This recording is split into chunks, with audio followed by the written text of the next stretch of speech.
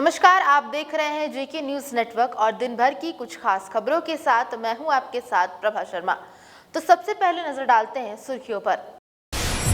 Ghazipur border पर एक और किसान का सुसाइड। उन्होंने लिखा, समाधान निकले इसीलिए जान दे रहा हूं। ब्रिटेन से लौटे 4 लोगों में नया स्ट्रेन मिला। देश भर में नए कोरोना के अब तक 29 मामले।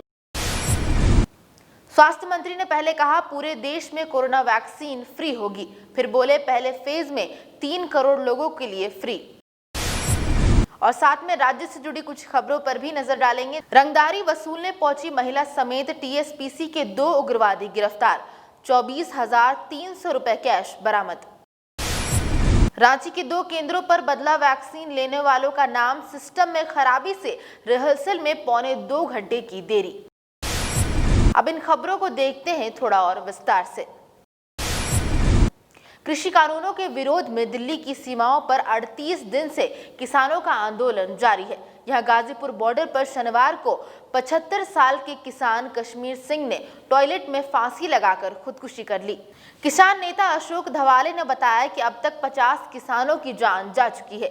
कश्मीर सिंह ने सुसाइड नोट में लिखा, सरकार फेल हो गई है, आखिर हम यहाँ कब तक बैठे रहेंगे, सरकार सुन नहीं रही है, इसीलिए मैं जान देकर जा रहा हूँ। अंतिम संस्कार मेरे बच्चों के हाथों दिल्ली यूपी बॉर्डर पर होना चाहिए। मेरा परिवार, बेटा पोता यही आंदोलन में निरंतर सेवा कर रहे हैं। किसान का शव बिना पोस्टमार्टम के परिजन को सौंप दिया गया है। यूपी पुलिस ने सुसाइड नोट अपने कब्जे में ले लिया है। अगर मांगे नहीं मानी गई तो किसान संगठनों ने आंदोलन के मद्देनजर 26 जनवरी को ट्रैक्टर रैली निकालने का ऐलान किया है। किसान नेता दर्शनपाल सिंह ने कहा कि ट्रैक्टर परेड प्रस्तावित है। ये गणतंत्र दिवस परेड के बाद निकाली जाएगी। किसान संगठनों की तरफ से ये भी कहा गया कि हम शांतिपूर्ण आंदोलन कर रहे हैं और ऐसा ही करेंगे। हम लोग दिल्ली की सीमाओं पर बैठे हुए हैं, लेकिन नए कृषि कानूनों को वापस नहीं लिया गया है। इससे पहले 30 दिसंबर को किसान और सरकार के बीच 7वें दौर की बातचीत में पूरा समाधान तो नहीं निकला, लेकिन विवाद के 2 मुद्दों पर सहमति बन गई थी। अब 4 जनवरी को किसानों और सरकार के बीच 8वें दौर की बैठक होगी। उम्मीद की जा रही है कि इस दिन गतिरोध खत्म हो सकता है।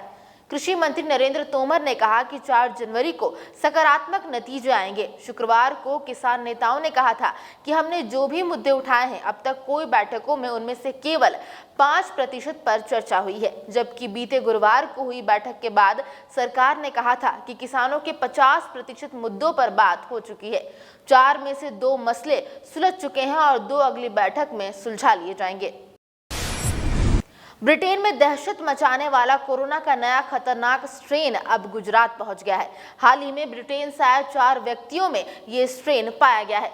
चारों मरीजों को अस्पताल में भर्ती कराया गया है। मामले की गंभीरता को देखते हुए मुख्यमंत्री विजय रूपाणी कोर कमेटी की मीटिंग कर रहे हैं।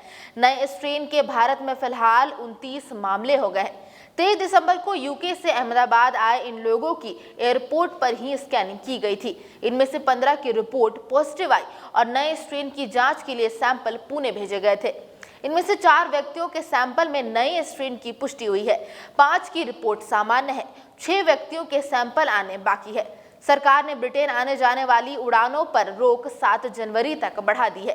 पहले 22 दिसंबर की आधी रात से 31 दिसंबर तक ये रोक लगाई गई थी।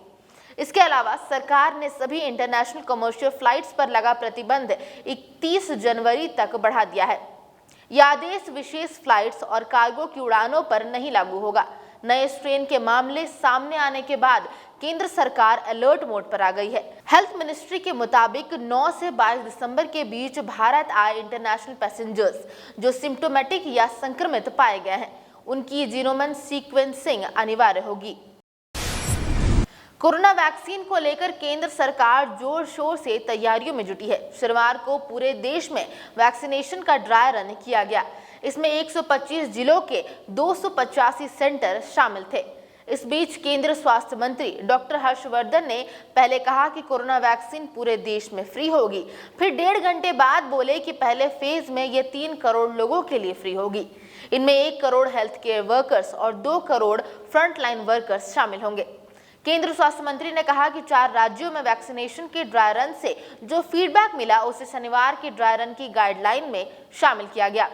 स्वास्थ्य मंत्री ने जीटीबी अस्पताल जाकर ड्राई रन की तैयारियों का रिव्यू भी किया। उन्होंने कहा कि अफवाहों पर ध्यान नहीं दें, सुरक्षित और असरदार वैक्सीन हमारी प्राथमिकता है। पोलियो के वैक्सीनेशन के वक्त भी कई तरह की अफवाहें फैलाई गई थी, लेकिन लोगों ने वैक्सीन लगवाई और आज देश पोलियो मुक्त हो चुका है।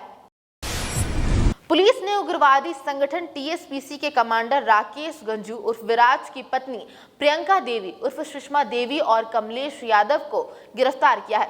गिरफ्तार उग्रवादियों के पास से रंगदारी के 24,300 रुपए, 10 मोबाइल फोन, राकेश गंजू उर्फ विराज के 11 पहचान पत्र, जमीन से संबंधित कागजात, bank passbook, ATM card, Nepal की करेंसी, नक्सली साहित्य, टीएसपीसी उग्रवादियों का नोटबुक और राडो घड़ी बरामद की गई है। पुलिस ने शनिवार को ये जानकारी दी। एसडीपीओ वीरेंद्र राम के अनुसार प्रियंका देवी उर्फ सुषमा देवी 2004 से ही माओवादी जेजेएमपी अमन साहू टीएसपीसी उग्रवादी संगठन के लिए काम कर चुकी हैं।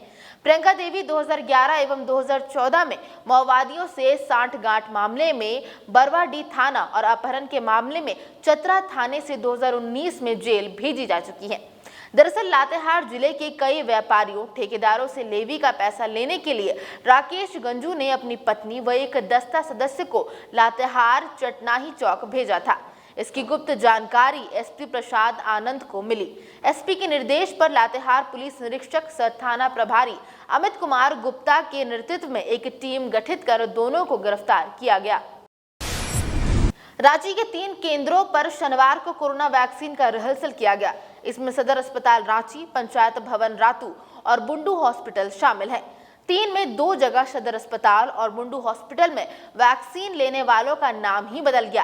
हालांकि रातू में समय से शुरू हो गया। यहाँ जो सिस्टम दिया गया था वो फंक्शन ही नहीं कर पा रहा था। इसके कारण 9 बजे से शुरू होने वाला वैक्सीन का ड्राई रन 10:40 से शुरू हुआ।